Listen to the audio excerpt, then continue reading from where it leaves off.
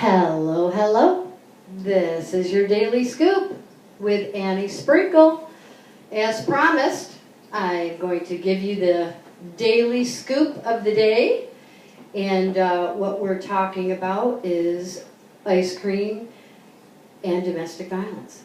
And every day, we're going to learn about how these two things come together and why. And we're going to start spreading peace and harmony around our community and getting the good word out about this scourge that's on our society that, we see it every day around us in subtle and in obvious ways. And we can all make a difference here to stop it. And I'm just going to share from my own personal experiences every day some daily scoop. So today I got to make it quick, and it's because I totally made a commitment to myself to do this every day. But I've got 2 gigs tonight with Jim. We've got the Amerks pregame show, and then we'll be out at 58 Main Street in Brockport. And maybe he'll sing the Harmony song. Okay, so the daily scoop flavor of the day is vanilla. Vanilla, because it's just plain old vanilla. I'm going to give you some plain old vanilla information today. And what we're going to do is we're going to dispel a few myths about domestic violence, things that people, you you hear people say these things, and, I want to bring those to light and shine some light on some myths and get us thinking about that. And then I'm going to actually continue to read the letter that I got yesterday from our domestic violence shelter here in Monroe County, the Willow Center, which is formerly Alternatives for Battered Women. For people that don't know, they changed their name from ABW, Alternatives for Battered Women, to the Willow Domestic Violence Center. So it's really an awesome organization, and I can say that they saved my life 20 years ago. So thank you, Willow Center, for being part of the Daily Scoop today. Okay, so I'm going to finish reading their letter, and then we'll finish up with the Harmony song, okay, as promised also. But the first thing I'm going to do is read a few myths about domestic violence and get us thinking about this. So first, the way this is laid out is it's the myth and then the truth. So the myth: abuse only happens to poor people, not middle or upper class people. Well, the truth is domestic violence cuts across all economic classes, and no one class is more prone than others. They may be more visible, but certainly not more likely. Okay, one myth. Myth number 2. She could just leave if she wanted to. Well, the truth, most victims are too scared. And physically and emotionally, they're just not able to leave. They may be isolated. They might be in fear of losing their children. They might get financially cut off. Or in some cases, they're culturally prohibited against leaving or even seeking help in some cases. So another myth: it does not affect the kids if they are not there to see it. Nothing could be further from the truth. The effects of domestic violence are insidious, and they are far, far-reaching. Children know and see and hear about it. Okay. And then the last myth I'm going to share, and then I'm going to read the rest of the letter from the Willow Center, which are true stories of people in our community that had to seek safety and shelter in our community. And thank goodness they are safe today. So this last myth that I'm going to share today: abuse only happens in straight marriages and relationships. The truth: domestic violence can happen to anyone of any sexual orientation, race, age, religion, or gender. Okay. So there's some myths we've dispelled today. Okay, so now I'm going to tell you the story about Emily and Stephen today. Emily is a 28-year-old mom of 2 girls, ages 5 and 9. Emily was chained to the furnace in the basement and tortured for 2 days by her then husband, while her children were upstairs locked in a bedroom and beaten so badly they could barely speak when they came to us. From the basement, Emily could hear her children screaming, and they could hear her. After 2 days, Emily escaped with her daughters to Willow Center by police escort after a neighbor had called the police to investigate. Emily and her girls moved into a secure room in Willow Center's emergency shelter and began individual client-centered counseling and support for several months, including support groups, legal and financial workshops, and trauma support counseling for the girls. With the help of Willow Center's court advocates, Emily obtained an order of protection against her husband and is filing for divorce and full custody. She and her girls are moving into a condo near Emily's parents and the family. The school and the local police are watching for any sign of her soon-to-be ex-husband coming near them. Today, Emily and her girls are safe. The next story is about Stephen. Many celebrated the Supreme Court affirmed marriage equality for LGBT couples.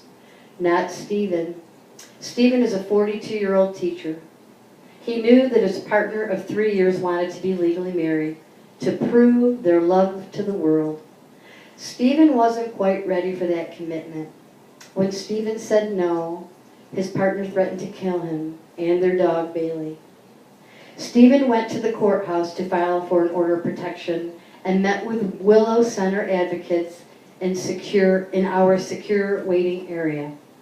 Willow advocates help Stephen talk through his options and create a safety plan for leaving an unhappy relationship now made dangerous by the threat of homicide. Willow Center helped Stephen plan his move to Florida to be near his family and friends, many of whom he hadn't seen since he moved to Rochester to be with his partner 3 years ago. He found a new teaching position and has settled into his new life in Florida. He has never looked back. Today, Stephen is safe.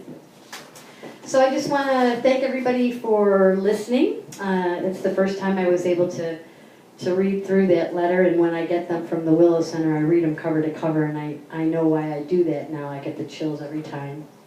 And it just makes me want to do more. Okay, so I think we've dispelled some myths. You've got your daily scoop of the day. It's vanilla, plain old vanilla, domestic violence 101 stuff today. And we are now, Annie Sprinkle here is going to sign off, and we're going to leave you with the Harmony song. Okay, again, my audio visual technical capabilities are lacking, shall we say. Okay, here we go. Thanks for listening, and this is your Daily Scoop, February 12th, 2016. I gotta start doubling up on scoops. I owe you scoops. All right, here's the Harmony song by Jim Lane, my honey.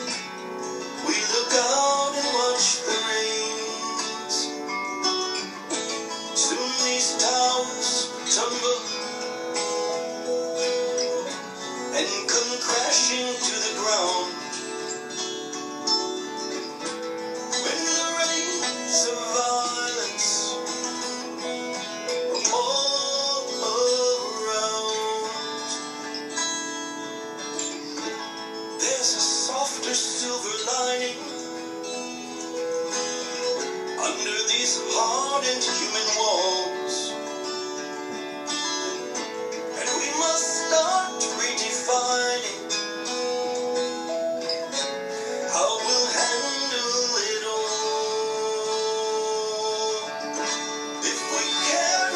that show it. And these changes we will see. Out of all this destruction, we'll make peace and harmony.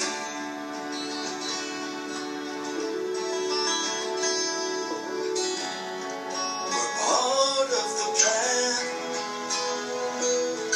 All of us women, all of us men. I know we can. We can make a change if we take a stand. Does there have to be another story in the papers or the evening news about another tragic horror of violence or abuse? I can't bear to see their haunting faces. I don't want to hear their final call. Is there some way that we can erase this? We can't turn our backs on it all. We'll do it for our sons and daughters. Do it for our moms and dads. Hey, we're brothers and sisters. Let's show the love we have. If we care enough and show it, then these changes we will see. Out of all this destruction, we'll make peace and harmony. Harmony. Oh, I feel my soul get lighter. I know we can fly, fly, fly. We're gonna raise up our children. We're gonna raise them up so high. Harmony. Harmony. Harmony. Harmony. Harmony. Harmony. Harmony.